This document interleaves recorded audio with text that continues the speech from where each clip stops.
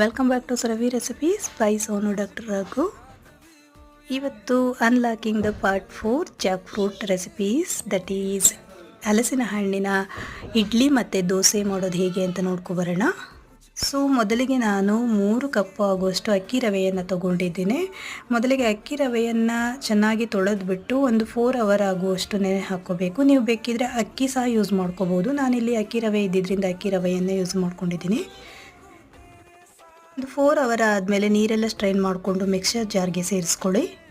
ನಾನಿಲ್ಲಿ ಅಕ್ಕಿ ರವೆ ಮತ್ತು ಹಲಸಿನ ಹಣ್ಣನ್ನು ಮಾತ್ರ ಉಪಯೋಗಿಸ್ಕೊತಾ ಇರೋದು. ನೀವು ಬೇಕಿದ್ರೆ ದೋಸೆ ಅಥವಾ ಇಡ್ಲಿ ಹಿಟ್ಟನ್ನು ಹೇಗೆ ತಯಾರಿಸ್ಕೊತಾರೆ ಹಾಗೆ ಮಾಡ್ಕೋಬಹುದು.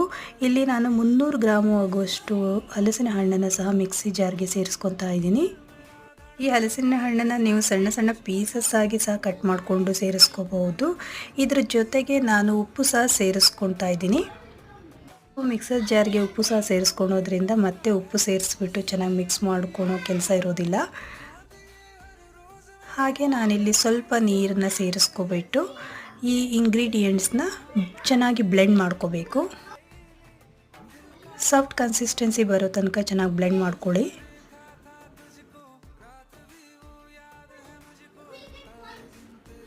ನೋಡಿ, ಈ ಕನ್ಸಿಸ್ಟೆನ್ಸಿ ಬಂದರೆ ಸಾಕಾಗುತ್ತೆ. ನಂತರ ಇನ್ನೊಂದು ಪಾತ್ರೆಗೆ ಟ್ರಾನ್ಸ್ಫರ್ ಮಾಡಿಕೊಂಡು ಒಂದು 5 ಅವರ್ ಆಗುವಷ್ಟು ಉಬ್ಬೋದಕ್ಕೆ ಬಿಡಿ. ಅದಾದ ನಂತರ ಸ್ಟವ್ ಮೇಲೆ ದೋಸೆ ಪಾನ್ ಇಟ್ಟು ಪಾನ್ ಕಾದಿದ ಮೇಲೆ ಸ್ವಲ್ಪ ಎಣ್ಣೆ ಸ್ಪ್ರೆಡ್ ಮಾಡಿಬಿಟ್ಟು ದೋಸೆ ಹಿಟ್ಟನ್ನು ಈ ರೀತಿಯಾಗಿ ಸ್ಪ್ರೆಡ್ ಮಾಡ್ಕೊಳ್ಳಿ. ಲಿಡ್ ಕ್ಲೋಸ್ ಮಾಡಿಬಿಟ್ಟು ಎರಡೂ ಸೈಡು ಚೆನ್ನಾಗಿ ಬೇಯಿಸ್ಕೊಳ್ಳಿ. ನೋಡಿ, ಈ ರೀತಿಯಾಗಿ ಹಲಸಿನ ಹಣ್ಣಿನ ದೋಸೆಯನ್ನು ಈಸಿಯಾಗಿ ಮಾಡ್ಕೋಬಹುದು. ಈ ಜಾಕ್ ಫ್ರೂಟ್ ದೋಸೆ ಇಡ್ಲಿ ಬೆಳಗ್ಗೆ ಬ್ರೇಕ್ಫಾಸ್ಟ್ ಹಾಗೆ ಮಕ್ಕಳ ಲಂಚ್ ಬಾಕ್ಸಿಗೆ ಸಹ ಹೇಳಿ ಮಾಡಿಸಿದ್ದಾಗಿರುತ್ತೆ. ಮಕ್ಕಳಂತೂ ತುಂಬ ಇಷ್ಟಪಟ್ಟು ತಿಂತಾರೆ.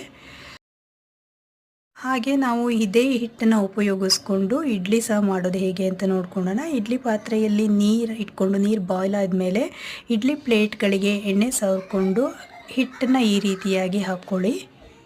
ನಂತರ ಲಿಡ್ ಕ್ಲೋಸ್ ಮಾಡಿಬಿಟ್ಟು ಒಂದು 5 to 7 ಮಿನಿಟ್ಸ್ ಆಗೋ ತನಕ ಬೇಯಿಸ್ಕೊಳ್ಳಿ.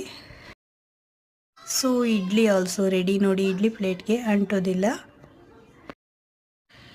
ಸೊ ಜಾಕ್ ಫ್ರೂಟ್ ದೋಸೆ ಮತ್ತು ಇಡ್ಲಿ ಎರಡೂ ಸಹ ರೆಡಿ ಟು ಸರ್ವ್. ನಾನಿಲ್ಲಿ ತುಪ್ಪ ಮತ್ತು ಸಿಜ್ವಾನ್ ಚಟ್ನಿ ಜೊತೆ ಸರ್ವ್ ಮಾಡ್ತಾ ಇದ್ದೀನಿ. Thank you for watching.